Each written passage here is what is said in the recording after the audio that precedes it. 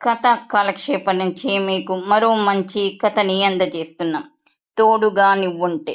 రచన కన్నెగంటి అనసూయ.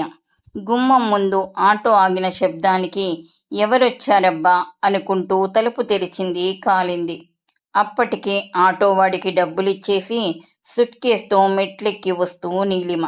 ఏమి ఈ అకాల రాక, నాటక ఫక్కీలో అంటూనే నవ్వుతూ నీలిమాని లోనికి ఆహ్వానించింది కాలింది. ఇద్దరూ స్కూల్ రోజుల నాటి నుండే స్నేహితులు. రాసే అలవాటు ఇద్దరిని స్నేహితుల్ని చేసింది.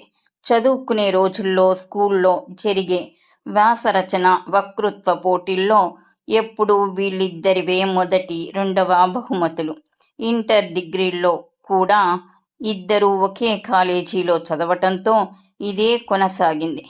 పెళ్ళయ్యాక నీలిమ పూర్తిగా సంసారంలో కూరుకుపోతే కాలింది కళానికి పెళ్ళి ఆటంకం కాలేదు.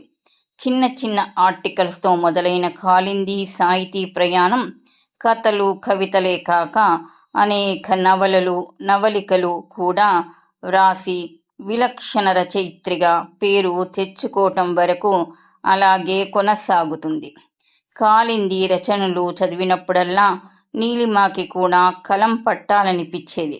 కానీ కుదిరేది కాదు. అలా అని కాలిందికి సంసారం లేక కాదు. అత్తగారు, భర్త, ఇద్దరు పిల్లలతో నిండిన సంసారం కాలిందిది. నీలిమ, కాలింది ఇద్దరి మనస్తత్వాల్లో చెప్పలేనంత వ్యత్యాసం. నీలిమాది గారాబంగా పెరగటం వల్లనో ఏమో ఎక్కడైనా తన మాటే నెగ్గాలని తను పట్టిన కుందేటికి మూడే కాళ్లనే మనస్తత్వం. ఒక్కతే పెరగటంతో దేన్నైనా నలుగురితో పంచుకోవటం తనకి తెలీదు. భావాలైన, అనుభూతులైన రచనలో కూడా పంచుకోవటమే కదా. అందుకు కాలింది వ్యతిరేకి. నిత్యం నలుగురితో మసలాలని, ఏదైనా నలుగురితో పంచుకోవాలనే తత్వం. అలా పంచుకోవటంలోనే తనకేం కావాలో బాగా తెలుసుకుంది.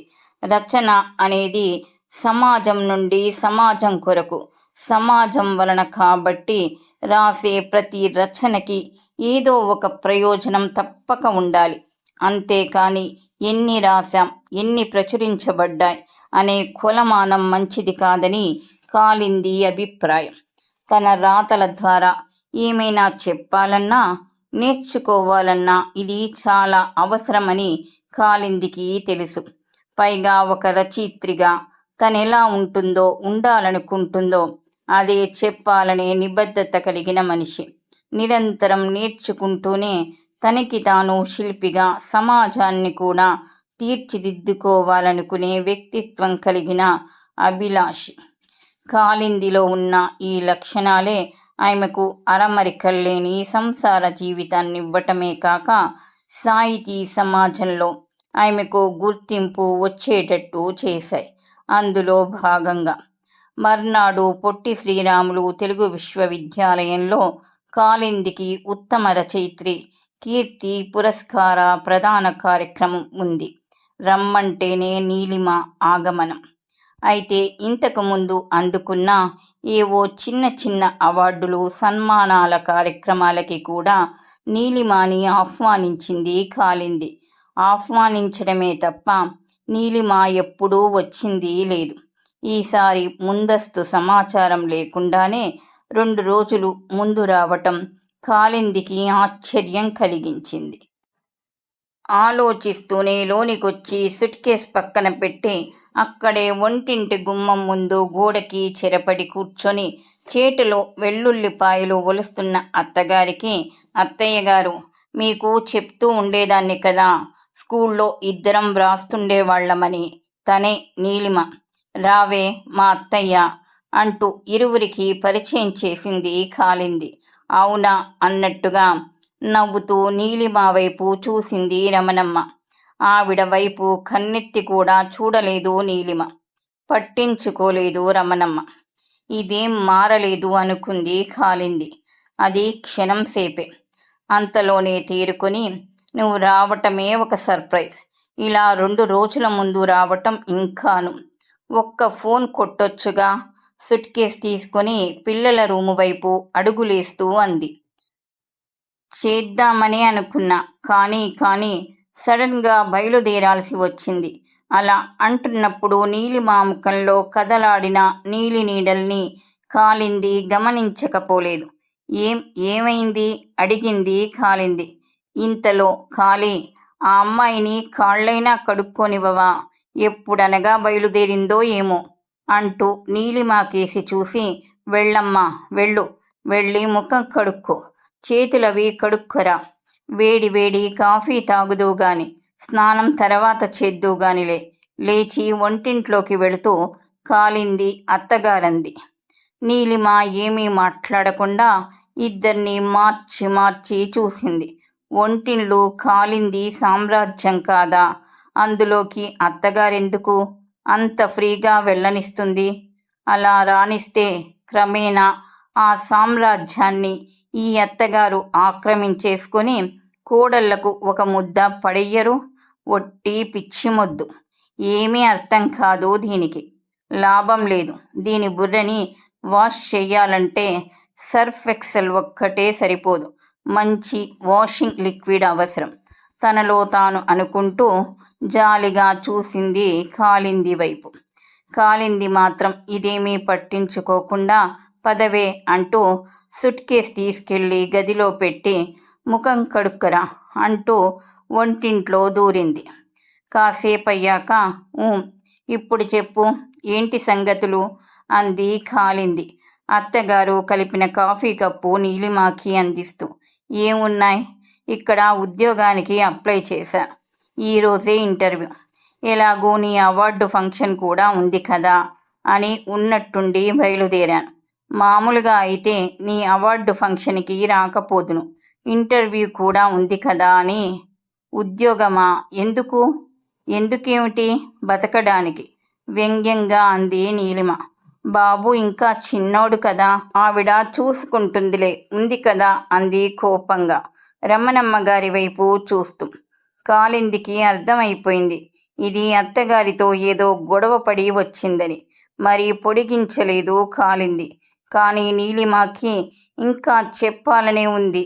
అలా చెప్తూ పనిలో పనిగా కాలింది అత్తగారికి కూడా 2-3 చురకలంటించి అత్తగార్లపై తనకున్న కోపాన్ని కసిని వెళ్ళగక్కుదామనుకుంది. కానీ కాలింది ఏమీ మాట్లాడకపోయేసరికి నీలిమ ఆపేయక తప్పింది కాదు.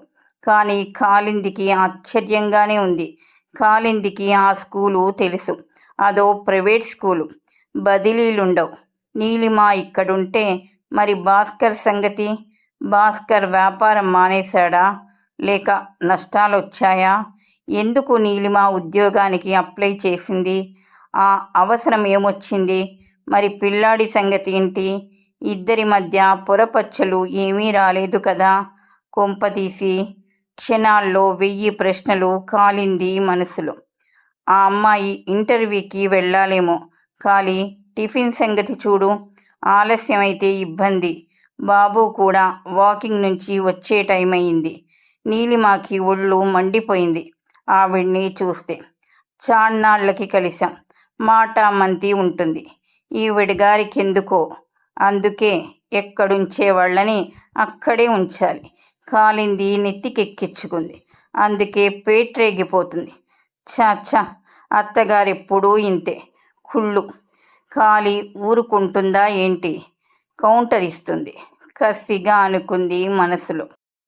కాలింది మాత్రం నీలిమ ఊహలకి భిన్నంగా అత్తగారన్న మాటలకి కంగారుగా గోడ గడియారం వైపు చూసి నాలిక కరుచుకుంది. నిజమే అత్తయ్య, మాగాయ పచ్చడి తర్వాత తాలింపు వేద్దాంలే, ముందు ఇడ్లీ వేసేస్తాను.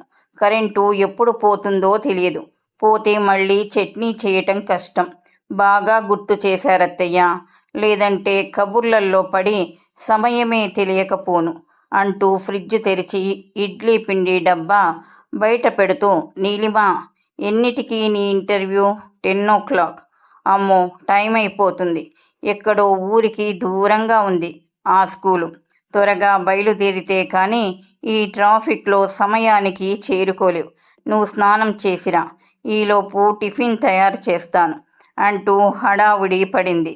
మాట్లాడుతూనే ఫ్రిడ్జ్ తెరిచి కొబ్బరి చెక్క బయటికి తీస్తూ. ఎందుకో అనీసీగా ఉంది నీలిమకి. అయినా ఏమీ మాట్లాడకుండా సరేనంటూ స్నానానికి వెళ్ళింది. స్నానం చేస్తుందన్న మాటే కానీ నీలిమ ఆలోచిస్తూనే ఉంది. కాలింది ఒక్కతే ఉందనుకొని వచ్చింది.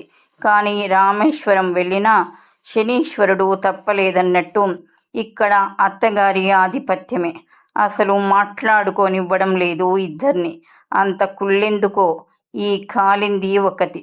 అత్తగారేమంటే దానికి గంగిరెద్దులా తలూపుతుంది. ఆవిడలా అన్నప్పుడు ఉండండి అత్తయ్య, మేమిద్దరం కలుసుకొని చాలా ఏళ్ళయింది అంటే ఎంత బాగుండేది. కసిగా పళ్ళు నూరుకుంది నీలిమ.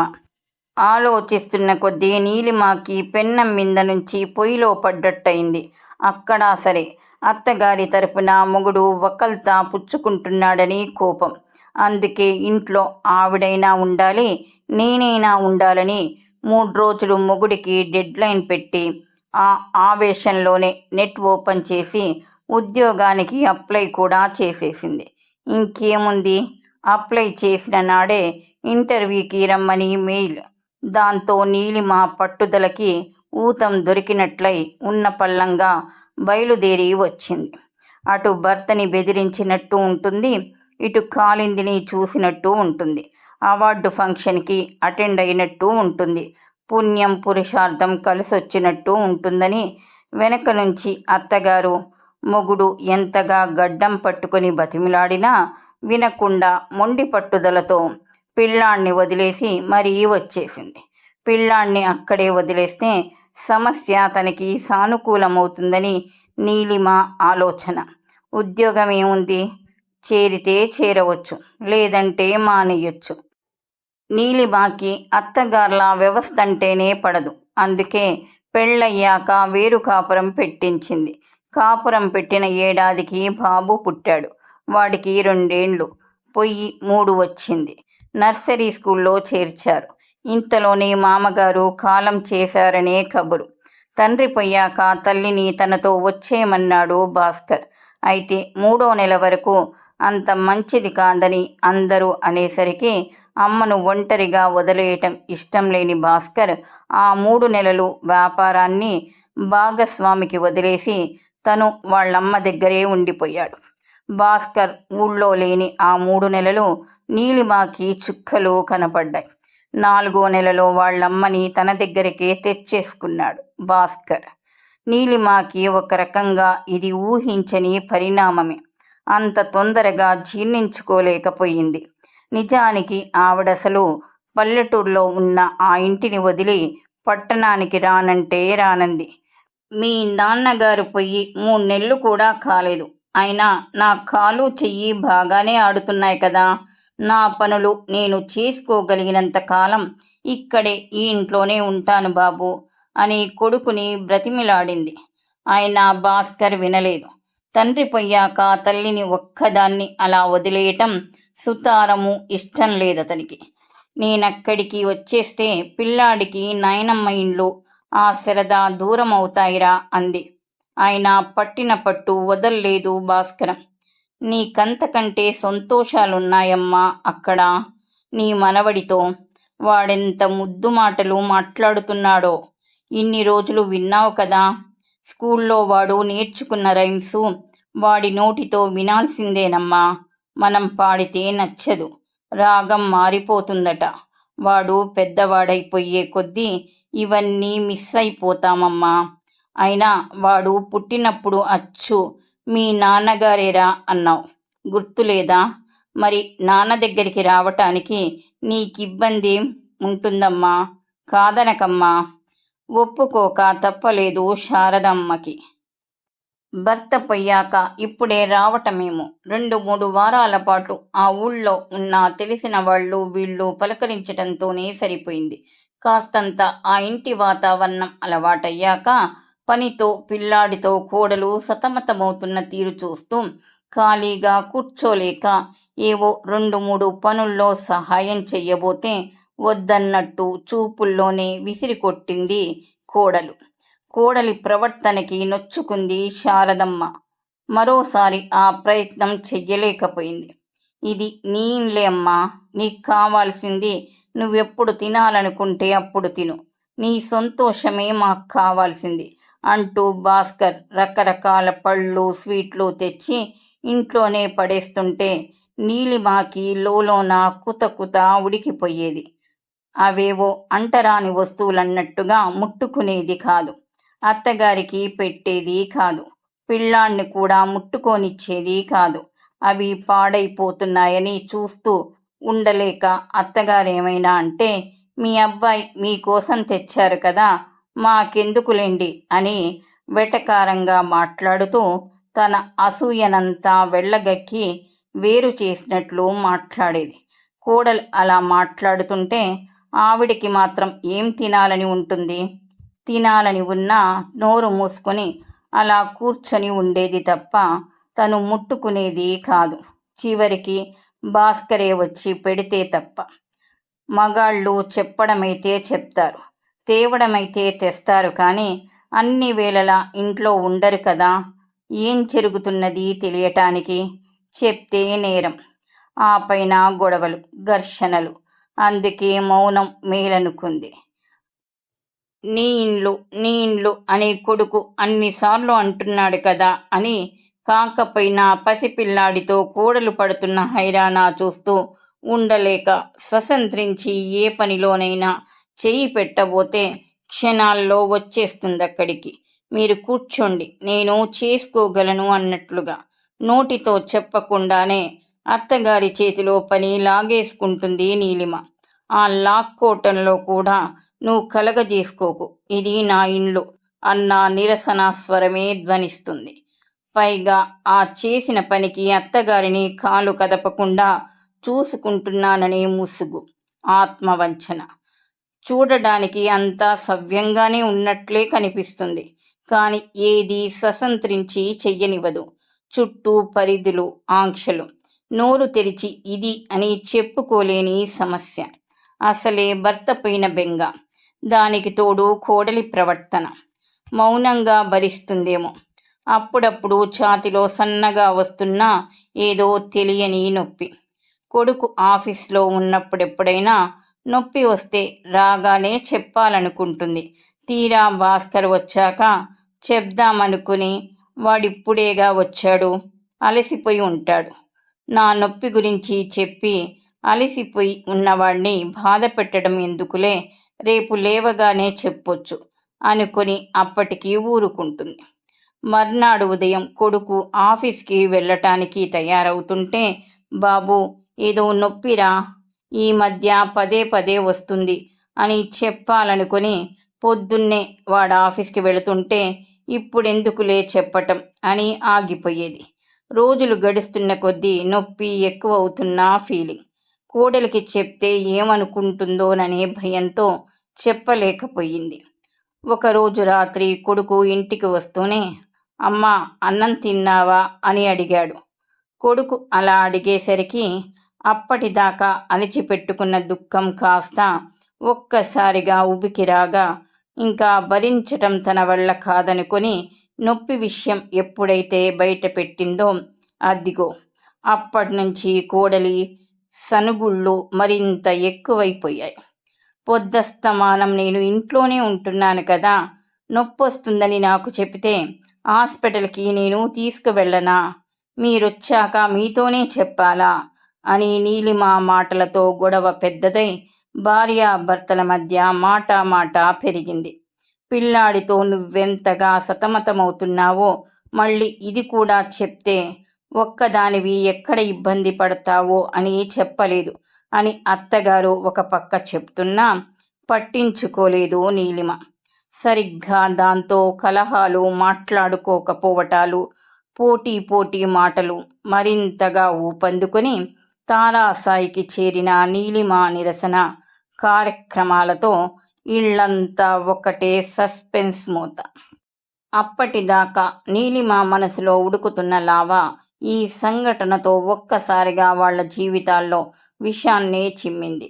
భార్యగా తను భాస్కర్ నుంచి పొందాల్సినవేవో తను పొందుతున్నా, అమ్మ కొడుకుల సఖ్యతని సహృదయంతో అర్థం చేసుకోకపోగా అంతకంతకి అత్తగారి పట్ల పెరిగిపోతున్న అసూయ ద్వేషాలతో ఇంక ఏమాత్రం సహించలేకపోయిన నీలిమ ఒక్క క్షణం కూడా అత్తగారి సమక్షాన్ని తట్టుకోవటం తన వల్ల కాదని తాడో పేడో తేల్చుకోవాల్సిందేనన్నట్లుగా ఒక నిర్ణయానికి వచ్చేసింది.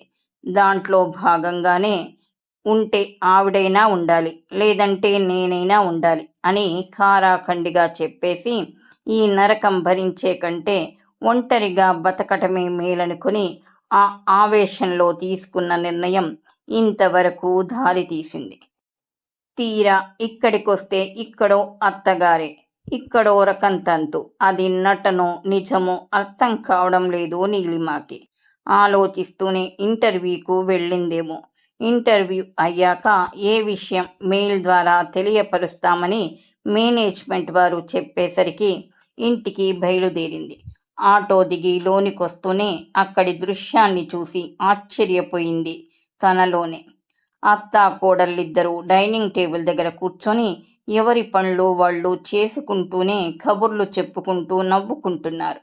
కాలింది రేపు సన్మానం సందర్భంగా తను మాట్లాడాల్సిన ప్రసంగాన్ని తయారు చేసుకుంటుంటే రమణమ్మ గారు కాలింది రేపు కట్టుకోబోయే కొత్త చీరకి ఫాలు కొడుతున్నారు.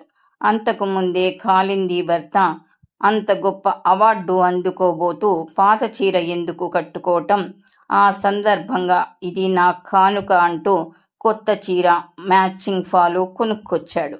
దానికి సరిపడా మ్యాచింగ్ జాకెట్ ఉండేసరికి వద్దు వద్దంటున్నా వినకుండా ఫాలు కుడుతున్నారట అత్తగారు. నీలిమాకెందుకో మనసు చివుక్కుమంది. కాస్తంత అసూయ కూడా ఉంది. నీలిమ రాగానే అన్నీ టేబుల్ మీద పెడుతూ, ఇంటర్వ్యూ బాగా చేశావా?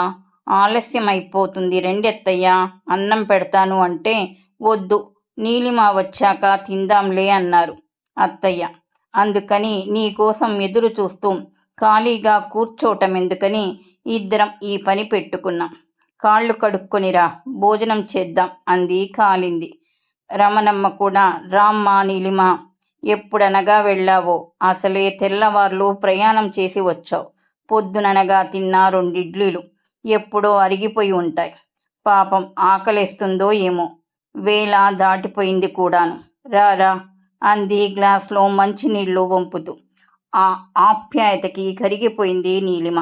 తన నిర్లక్ష్యం ఏమాత్రం పట్టించుకోకుండా తనను ఎంత ప్రేమగా చూస్తున్నారో ఆవిడ. క్రమేణా నీలిమకి తెగ నచ్చేశారావిడ. ఇద్దరూ ఒకటే కబుర్లు. ఆ రాత్రి రమణమ్మ గారు కూరగాయలు తరిగిస్తే నీలిమ వంట పూర్తి చేసింది. అలా ఆవిడకి వంటింటి పనుల్లో సహాయం చేస్తూ ఇదేంటి నేను ఇలా మారిపోయాను, నాకు అత్తగారులంటేనే ఎలర్జీ కదా అని కూడా అనుకోకపోలేదు తనలో తానే చాలాసార్లు. ఎప్పుడైతే నీలిమ కాలింది అత్తగారి పట్ల కాస్తంత సామరస్యపూర్వకంగా ఆలోచించటం మొదలెట్టిందో అప్పుడే తన అత్తగారితో పోలిక కూడా మొదలైంది ఆమెలో. ఆ మాటకొస్తే తన అత్తగారు మాత్రం తననెప్పుడైనా ఏమైనా అందా? ఆవిడ తన పట్ల ప్రేమగా లేదు అనుకునే కంటే అసలు తను అవకాశం ఎప్పుడిచ్చింది ఆవిడకు? ఎప్పుడూ లేదు. తనే అంటుంది ఇంకా ఆవిడ్ని. ఇక్కడ కాలింది అత్తగారు చేస్తున్న పనులన్నీ తన అత్తగారు చేసేవారు. కానీ అలా చెయ్యనిస్తే ఇంట్లో తన అధికారం ఎక్కడ ఆమె సొంతమవుతుందోనని తనే చెయ్యనివ్వలేదు. ఆ విషయంలో చాలా కర్కశంగా ప్రవర్తించింది ఆవిడ పట్ల తను. తను అనుకున్నట్లుగా అవన్నీ చేసిన వాళ్లదే పై చెయ్యి అయితే మరి కాలింది అత్తగారు అవన్నీ చేయటం వల్ల కాలింది స్నానం ఏమీ తగ్గకుండా పదిలంగానే ఉంది కదా. పైగా ఆధిపత్యం అనే పదానికి ఉనికే లేదిక్కడ. అత్త కోడళ్ళిద్దరూ ప్రతిదీ ఒకరితో ఒకరు సంప్రదించుకుంటూ ఒకరి మాటను ఇంకొకరు గౌరవించుకుంటూ ఎంతో అన్యోన్యంగా ఉన్నారు. ఆరోగ్యంగా కూడా. ఏదైనా చూసే దృష్టిలోనే ఉంటుందనేది నీలిమకి స్పష్టంగా అర్థమైంది. ఇలా ఎప్పుడైతే ఆలోచించటం మొదలెట్టిందో అప్పటినుంచి నీలిమ ఆలోచన విధానం, చూసే దృష్టికోణం అన్నీ మారిపోయాయి. కాలింది ఒక రచయిత్రిగా ఎలా సక్సెస్ అయ్యిందో, ఇప్పుడు బాగా అర్థమవుతుంది నీలిమకి. రచయిత గాని, రచయిత్రి గాని ఏదైనా ఒక విషయాన్ని గురించి పాఠకలోకానికి, తద్వారా సమాజానికి చెప్పాలంటే ముందు ఆ విషయంలో చెప్పేవాళ్ళకి స్పష్టత ఉండటమే కాదు, ఏది మంచి, ఏది చెడు అనేది కూడా బాగా తెలిసి ఉండాలి. తెలిస్తేనే సరిపోదు. ముఖ్యంగా రచయితకి చిత్తశుద్ధి చాలా అవసరం. అప్పుడే ఏదైనా చెప్పే అర్హత వాళ్ళకి వస్తుంది. వాళ్ళే నిజమైన రచయితలు కూడా. ఇంట్లో భర్తతో, అత్తగారితో ఎలాంటి అరమరికలు లేకుండా హాయిగా, స్వచ్ఛంగా ఉంటుంది కాబట్టే వాళ్ళ సహకారం తనకి అదే రీతిలో లభిస్తుంది. కనుకనే తను అదే రాయగలుగుతుంది, చెప్పగలుగుతుంది. ఎప్పుడైతే రచయితకి ఆత్మశుద్ధి ఉంటుందో అప్పుడే తను చెప్పాలనుకున్న విషయాన్ని చిత్తశుద్ధితో స్పష్టంగా చెప్పగలుగుతాడు, విజయాన్ని సాధించగలుగుతాడు. మర్నాడు సాయంత్రం అవార్డు స్వీకరణ సమయంలో కూడా ఇదే రుజువైంది. పురస్కార ప్రదానం అయ్యాక కాళింది ఒక రచయిత్రిగా తన స్పందన తెలియచేయటానికి ముందు అధ్యక్షుల వారి అనుమతితో అత్తగారిని వేదిక మీదకు పిలిచి కాళింది వాళ్ళైన ఇద్దరు కలిసి ఆవిడకు శాల్వా కప్పి సత్కరించటమే కాదు, నా ఈ అభివృద్ధి వెనక మా అత్తగారి ప్రోత్సాహం, కృషి ఎంతో ఉందని, ఆవిడ సహకారమే లేకపోతే తను ఈ విధంగా ముందుకు వెళ్ళలేకపోయేదాన్నని కళ్ళనీళ్లతో సభాముఖంగా చెప్పటమే కాదు, అప్పటికప్పుడు తనకు వచ్చిన ఆ అవార్డుని అత్తగారికి అంకితం చేసేసింది. సభంతా ఒక్కటే చప్పట్లు. అదే సమయంలో కాళింది అత్తగారు కూడా అంతటి ఆనందాన్ని తట్టుకోలేక కళ్ళనీళ్లు పెట్టుకోవటం నీలిమతో సహా సభికుల్ని కూడా కదిలించింది. చిత్రంగా ఈ మొత్తం అంకితం కార్యక్రమానికి నీలిమ కాళిందికి సహకరించింది. అందరిలో మంచి చూడటం నేర్చుకుంటే మనలో మంచి మరింతగా పెరుగుతుందని, ఇతరులను అదుపు చేయటం కంటే తనని తాను అదుపు చేసుకోవటం ఎంతో అవసరమని, గొప్ప విషయమని, మనిషి మనసులో వినయం ఎంతగా ఉంటే జీవితంలో అంతగా ఎదుగుతాడని, ఎప్పటికప్పుడు అద్దంలో మనని మనం చూసుకుంటూ లక్ష్యాలను నిర్దేశించుకొని ముందుకు నడవని వారి జీవితం సామాన్యంగా ఉంటుందని, ఈ రకంగా సమాజాన్ని నిర్దేశిస్తూ ముందుకు తీసుకువెళ్లాల్సిన బాధ్యత రచయితదేనని ఒక బాధ్యత కలిగిన రచయిత్రిగా కాళింది చేసిన ఉపన్యాసం తగ్గాల్సిన చోటే తగ్గాలి. ఒక గొప్ప సత్యాన్ని కళ్ళ ముందు ప్రాక్టికల్గా సాక్షాత్కరింపజేసింది నీలిమకి. తనని తాను అద్దంలో చూసుకున్నట్టు అనిపించి ఆ రాత్రంతా నిద్ర పట్టలేదు నీలిమకి. ఆలోచనల అంతర్మదనంలో తనేం కోల్పోయిందో, తన ప్రవర్తనతో బంగారం లాంటి జీవితాలని తనెలా నరకంగా మార్చేసిందో, నిత్యం కుట్రలు, కుతంత్రాలతో ఎదుటి వాళ్లపై పైచెయ్యి సాధించాలనే పనికి మాలిన తపన, తాపత్రయం ఒక మనిషిని ఎప్పుడు ఐకాన్గా నిలబెట్టలేవనే సంగతి తనకే తెలుస్తుంటే తనెలా ఉండాలో తేట తెల్లమైంది నీలిమకి.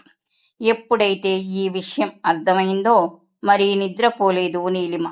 అందరికంటే ముందే లేచి ఫ్రెష్గా స్నానం చేసి తయారై సూట్ కేస్ సర్దుతుంటే అసలే రాత్రి పండుకునేసరికి ఆలస్యం అయిందేమో. పక్క గదిలో పండుకున్న కాళిందికి నీలిమ పండుకున్న గదిలోంచి వస్తున్న శబ్దాలకి మేలుకువ వచ్చి, ఏం చేస్తుందబ్బా ఈ టైంలో అనుకుని లేచి కళ్ళు నులుపుకుంటూ నీలిమ రూమ్కి వచ్చింది కాళింది. వద్దొద్దు, అత్తయ్యని ఎక్కడికి పంపించకండి, ఫస్ట్ బస్కే నేను బయలుదేరి వచ్చేస్తున్నాను అంటూ నీలిమ భాస్కర్తో ఫోన్లో మాట్లాడడం విని అక్కడే ఆగిపోయింది. అప్పుడే తూర్పున తెల్లవారుతుంది. ఈ కథ మీకు నచ్చినట్టయితే లైక్ చేయండి. మరిన్ని మంచి కథల కొరకు మా ఛానల్ని సబ్స్క్రైబ్ చేసుకోండి. ఈ కథపై మీ అభిప్రాయాన్ని తెలియచేయండి. ధన్యవాదములు.